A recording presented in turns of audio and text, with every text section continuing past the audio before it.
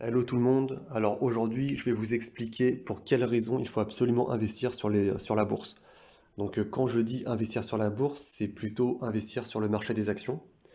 Donc en fait, la première raison, c'est que il a été montré que empiriquement, investir sur le marché des actions, ça a rapporté plus de 8% par an sur un horizon long terme. Donc il y a une étude que j'aime beaucoup qui est réalisée par Jeremy Siegel qu'on peut trouver dans son livre Investir sur les actions à long terme. Donc, dans cette étude, Jérémy Siegel, donc lui, il va étudier, il va comparer plutôt plusieurs classes d'actifs. Il va comparer donc les actions aux obligations, aux bons du trésor, à l'or et au dollar. L'étude, donc, elle est menée donc sur le marché américain et sur une période donc qui est très longue, hein, qui va de 1802 à 2012. Et donc en fait, on remarque que les actions, c'est la classe d'actifs qui va le plus surperformer. Donc c'est celle qui a les meilleurs rendements, avec un rendement annualisé en gommant l'inflation de 6,6% par an. Oui. Les obligations de 3,6%. Puis ensuite, on a les bons à 2,7%, l'or à 0,7% et le dollar à moins 1,4%. Donc autrement dit, donc sur la période allant de 1802 à 2012, si on avait investi 1 dollar sur des actions, bah, on aurait 704 997 dollars. Donc c'est juste énorme. Si on avait investi ce même dollar sur des obligations, on n'aurait plus que 1778 dollars. Si on les avait mis donc sur des bons du trésor, on aurait eu 281 dollars. Si on avait investi ce dollar sur de l'or, alors là on n'aurait que 4,52 dollars.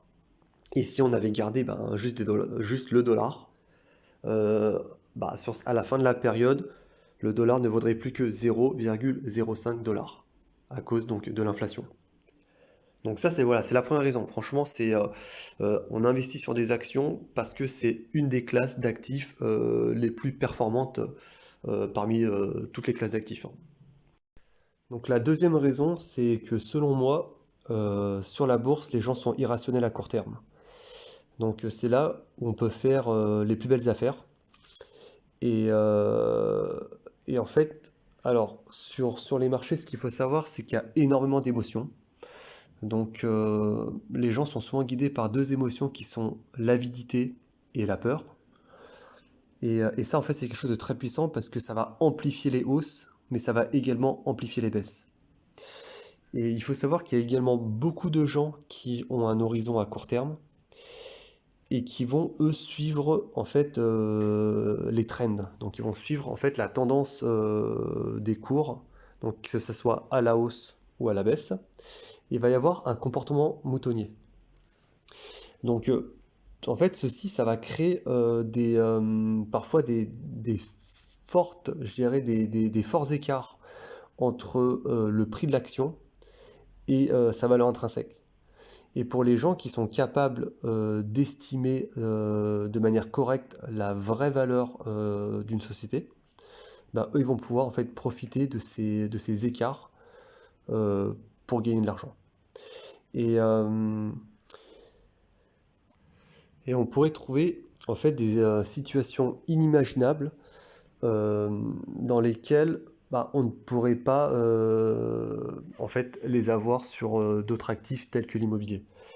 Par exemple, on sait que actuellement les prix à Paris sont supérieurs à 10 000 euros le mètre carré. Et il serait inimaginable d'aller à Paris, admettons on prend le 5e arrondissement ou le 16e, et on veut acheter un appartement d'une superficie de 30 mètres carrés.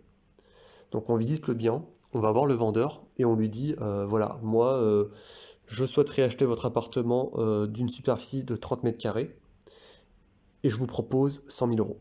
Je veux l'acheter à 100 000 euros. C'est juste inimaginable. Je veux dire, c'est impensable. Et le vendeur, il va pas chercher à négocier, il dira non.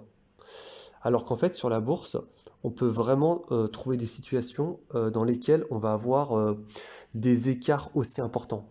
C'est-à-dire, on va pouvoir trouver une situation où la valeur intrinsèque, par exemple, de l'action, elle peut être aux alentours de 10 euros, et on peut l'acheter à 5 euros, ou même à 4 euros, voire même pendant des cracks boursiers à 2 euros. Donc là, il peut vraiment y avoir de véritables écarts entre le cours et la valeur intrinsèque. Et ça, en fait, c'est lié, en fait, donc d'une part, au fait que les gens, ils ont un horizon court-termiste, donc vraiment de court terme, mais également aux émotions. Et, euh, et ce qu'il faut savoir, c'est qu'il y a, par exemple, alors, il y a plusieurs catégories, hein, mais il va y avoir, par exemple, une catégorie de gens qui, eux, ne vont rien connaître. En fait, ils ne savent pas valoriser une société. Donc, eux, ils vont juste faire peut-être de l'analyse graphique. Ils vont voir que l'action, elle baisse. Et par conséquent, ils vont se dire, bon, bah, ça baisse, le trend, il est baissier, donc je vais vendre mon action. Il y a une deuxième catégorie de gens, donc par exemple, ça peut être des fonds d'investissement, des asset managers, qui eux, ils connaissent bien l'entreprise, mais le trend il est baissier. Le problème c'est qu'ils ont des clients en face, et les clients, eux, ils vont leur mettre une certaine pression, et donc du coup, ces asset managers, ils vont préférer vendre les titres pour peut-être y revenir plus tard, mais les vendre pour se positionner sur d'autres valeurs qui, à court terme, euh, je dirais, vont mieux performer. Il y a une autre catégorie donc qui sont par exemple les brokers. Eux, j'ai remarqué, ils ont du mal à recommander une action qui va baisser. Ils vont avoir du mal à la recommander à l'achat. Souvent, quand une action elle est sur un momentum qui est baissier, les brokers ils vont tendance à réduire leurs objectifs de cours et ils vont se mettre à alléger ou même à vendre. Donc, en fait, tout ça, le fait qu'on est dans un monde où beaucoup de gens ont un horizon d'investissement court terme, beaucoup de gens, ils veulent gagner de l'argent rapidement. Certains, ils savent très bien que, par exemple, cette action-là, elle est intéressante, mais ils savent que pendant un an, ou peut-être 2 ans, elle risque de pas faire grand-chose, et donc eux, ils vont préférer ne pas l'avoir, enfin ne pas acheter, ou bien, s'ils l'ont déjà, vendre pour aller ailleurs. Et bah, le fait que les gens, voilà, ils ont un horizon court terme et le fait qu'il y ait également beaucoup d'émotions, donc beaucoup d'émotions, donc l'avidité et la peur qui va donc guider, pousser les gens à acheter ou à vendre, va faire que il peut y avoir vraiment des écarts très importants entre la vraie valeur d'une entreprise et le prix qui est affiché sur le marché.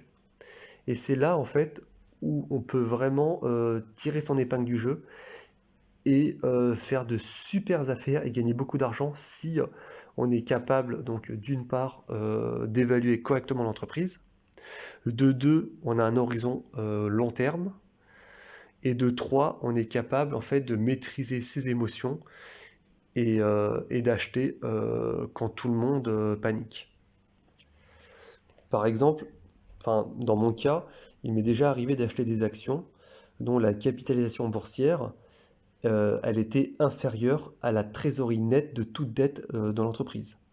Ou également, il m'est également arrivé d'acheter une action dont la capitalisation boursière était inférieure à l'immobilier que possède l'entreprise. Et en fait, quand on achète par exemple une action dont la capi elle est inférieure soit à l'immobilier de la boîte, soit à la trésorerie nette de toute dette, en gros, c'est-à-dire qu'on possède enfin, c'est-à-dire qu'on achète une entreprise euh, alors que l'activité de la boîte n'est même pas valorisée. C'est comme si on obtenait l'activité de l'entreprise gratuitement, ses stocks gratuitement, et même enfin, d'autres actifs. Et ça, c'est quelque chose que, en fait, enfin, j'aime bien comparer à l'immobilier, hein, mais c'est quelque chose que dans l'immobilier, je pense que ce serait juste très difficile, ce serait même impossible d'obtenir. Je me vois mal aller dans un appartement, admettons, enfin visiter un appartement, Dans l'appartement, il y a un coffre-fort, admettons, dans lequel il y a 100 000 euros. L'appartement, admettons, il vaut 200 000 euros. Et en plus de ça, il y a une œuvre d'art qui vaut 100 000 euros. Donc prix total, ça ferait 400 000 euros.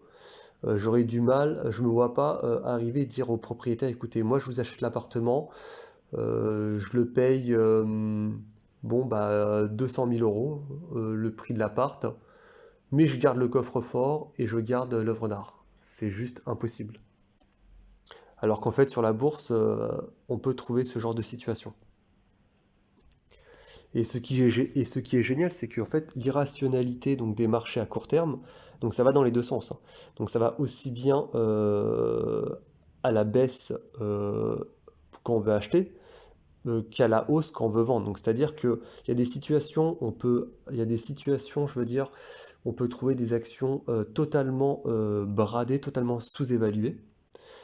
Mais également, on peut arriver à des situations où l'action qu'on détient, elle peut monter, monter, continuer à monter et arriver en pleine bulle. Et du coup, si on est capable, si on arrive à surfer, disons, sur cette tendance et à ne pas vendre trop rapidement, on est capable, par exemple, je vous donne une situation, une action dont la valeur intrinsèque est à 10 euros.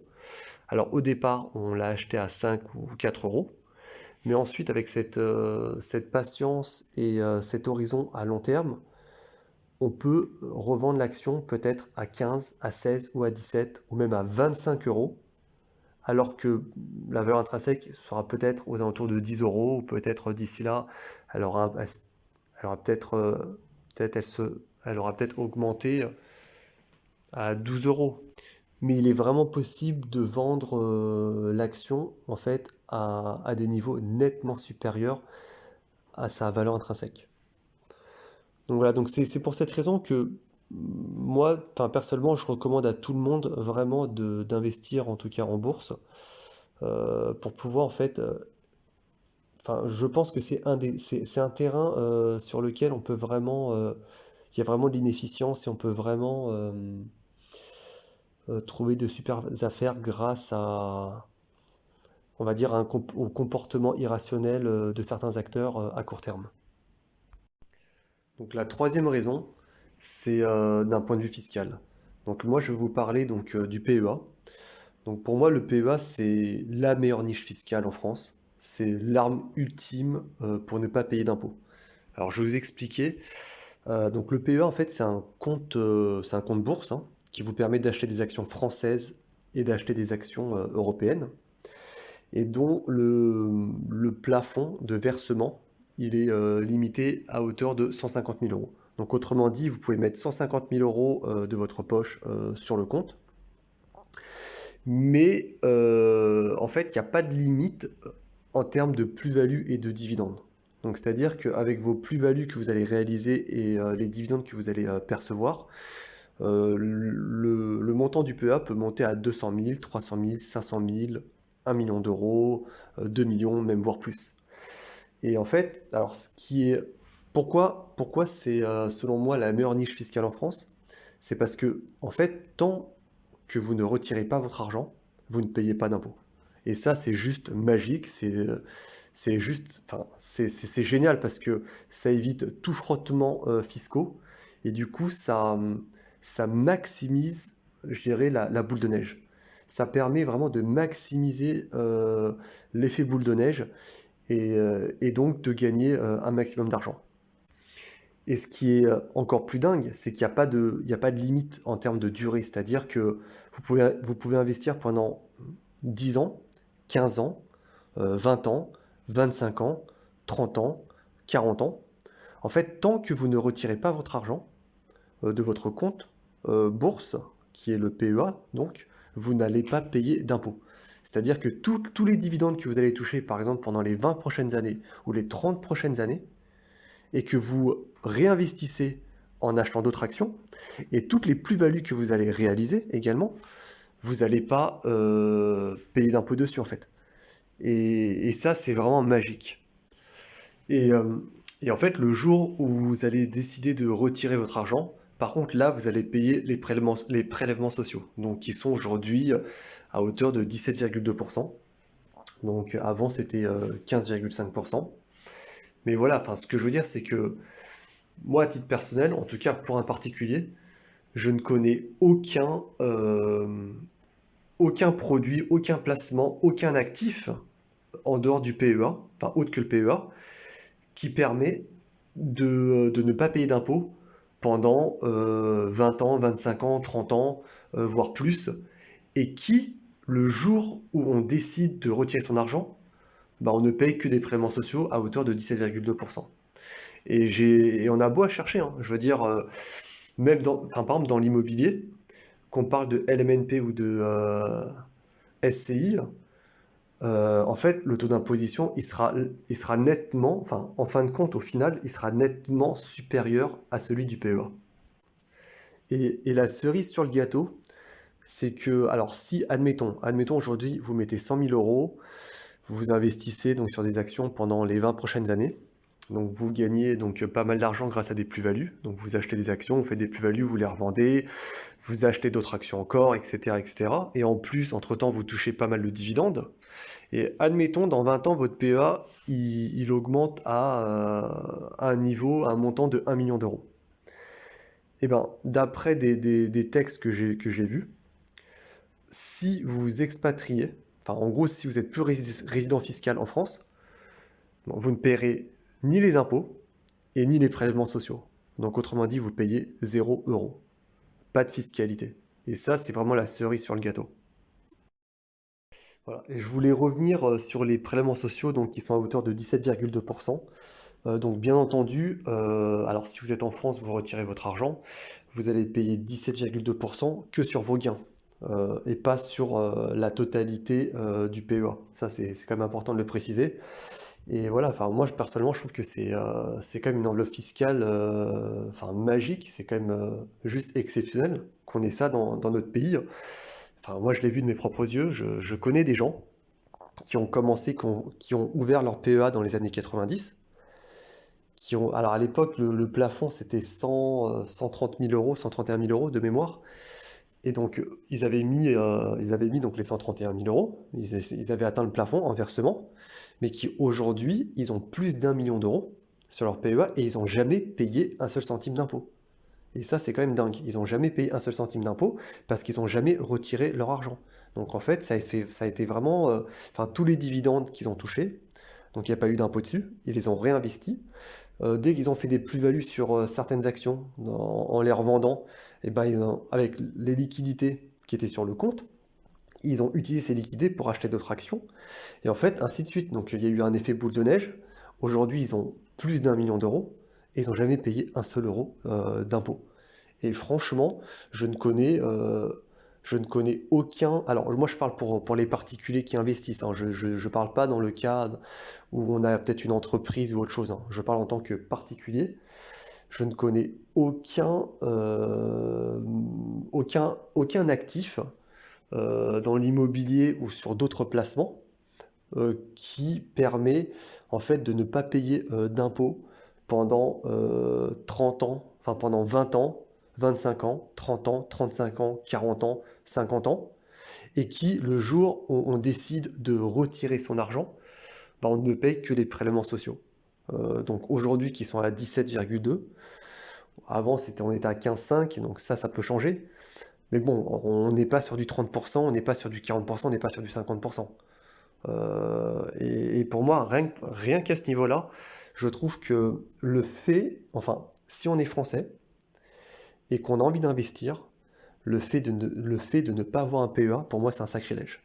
Voilà, moi je le vois comme ça. C'est quand même un argument, d'un point de vue fiscalité, c'est ultra important d'avoir un PEA. Alors le quatrième argument, je dirais, c'est la flexibilité.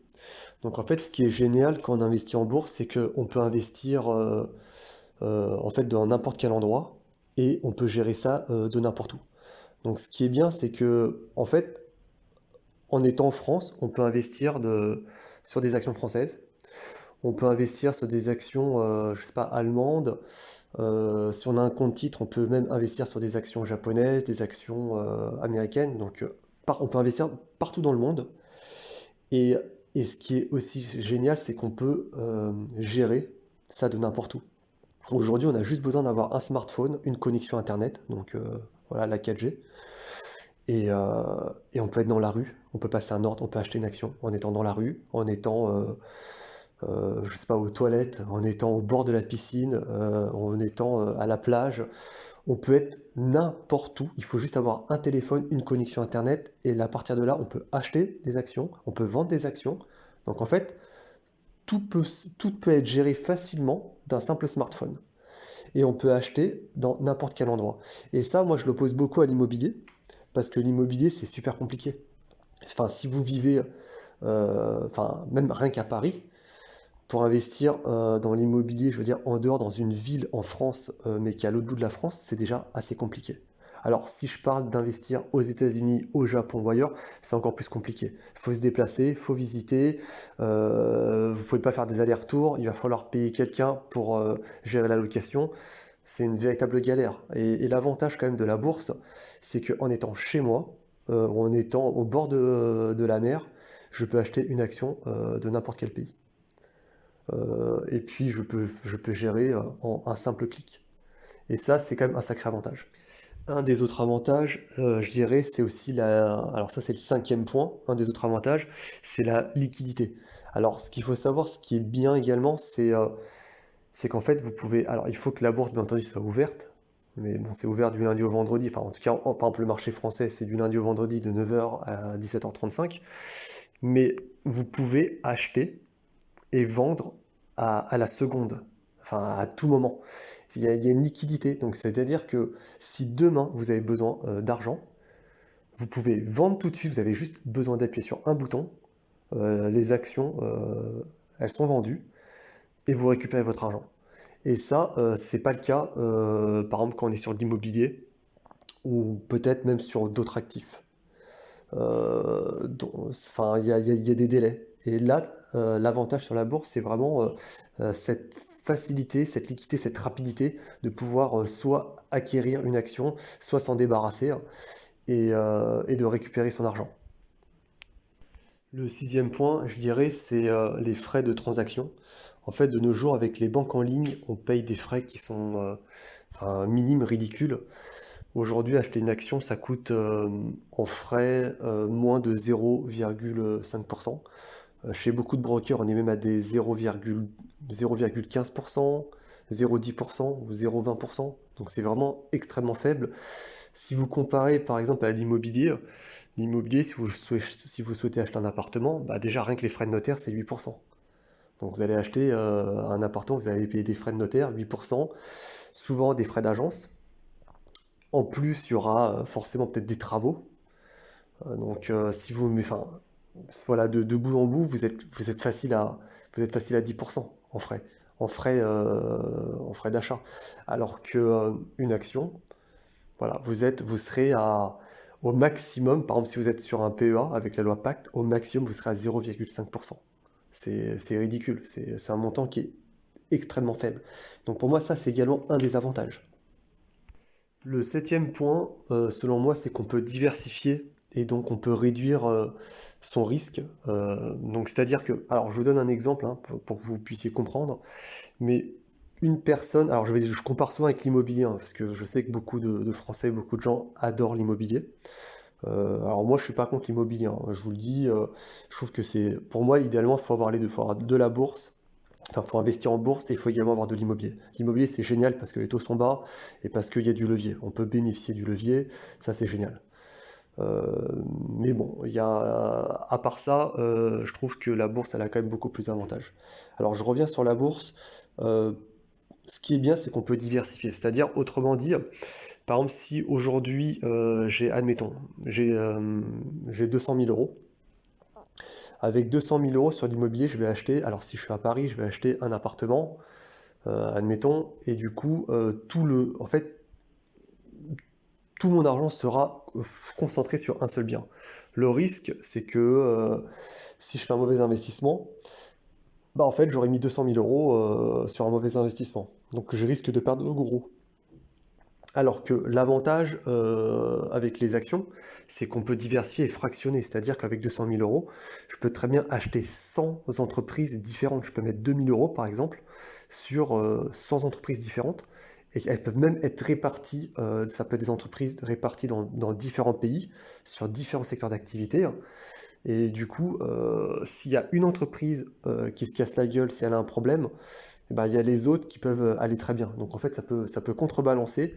Et au final, moi je trouve, enfin, selon moi, c'est beaucoup moins risqué. Donc ça, voilà, ça c'est, je trouve que c'est quand même un argument également de taille. Et aussi, en fait, ce qui est intéressant, c'est, alors quand on a nos 200 000 euros, ce qui est intéressant, c'est que, imaginons, alors je suis toujours dans l'exemple où quelqu'un a mis 200 000 euros dans un appartement et l'autre qui a mis 200 000 euros en bourse, mais diversifié sur 100 différentes entreprises, sur 100 différentes actions. Imaginons cette personne-là, donc il y a deux cas de figure. Imaginons cette personne-là, demain, elle a besoin de 40 000 euros. Absolument, elle a besoin de 40 000 euros. D'une part, alors si la personne elle avait mis ses 200 000 euros sur l'immobilier, le problème c'est que comment elle va faire si elle a besoin de 40 000 euros? Elle ne peut pas, enfin, elle va pas vendre quelques mètres carrés. Donc si c'est à Paris, par exemple, elle va pas vendre 4 mètres carrés de son appartement pour récupérer 40 000 euros. C'est pas possible. C'est-à-dire soit elle vend tout l'appartement pour récupérer, soit elle vend pas.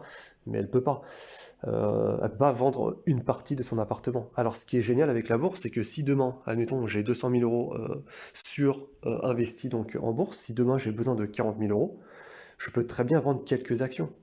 Je vends quelques actions et je récupère 40 000 euros. Et ça, c'est quand même, enfin, c'est également un autre avantage en fait. On peut fractionner.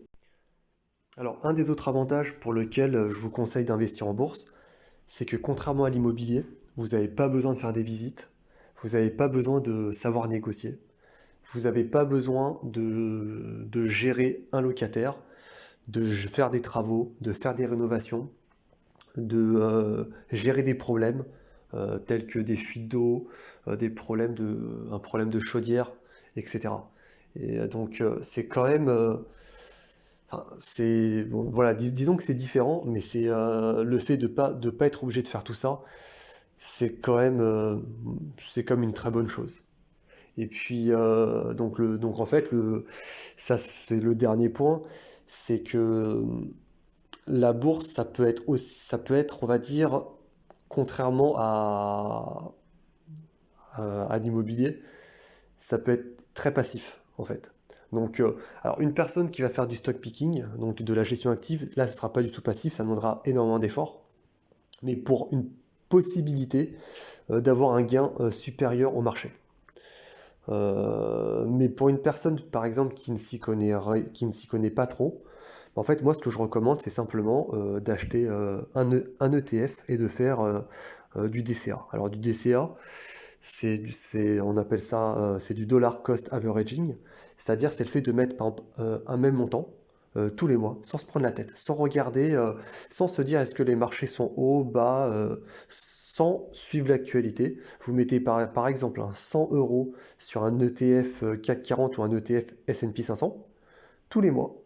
Et en fait, ça va lisser. C'est-à-dire qu'il y a des moments où vous allez acheter super haut, il y a des moments où vous allez acheter à des moments de crise financière super bas, à des moments moyens, mais que, étant donné qu'à très long terme, en fait, que la bourse, en fait, ça ne fait que de monter, et que ça génère un rendement qui est super à 8% par an sur du long terme, le fait de faire ça, vous mettez 100 euros tous les mois, ça prend 5 minutes par mois, 5 minutes par mois. Vous faites un virement programmé, voilà, 100 euros tous les mois. Vous faites ça sur un horizon sur 20 ans, 30 ans, 40 ans, je vous garantis que vous allez gagner de l'argent. Et donc en fait, c'est une chose, c'est quand même un véritable plus. C'est très passif en fait. Et ça, on peut l'avoir que sur la bourse. Parce que l'immobilier, c'est pas passif du tout. Donc voilà, je vous ai donné les raisons selon moi pour lesquelles vous devez absolument investir en bourse. N'hésitez surtout pas à me laisser un commentaire ou à liker la vidéo. Je vous souhaite à tous une bonne journée et à bientôt.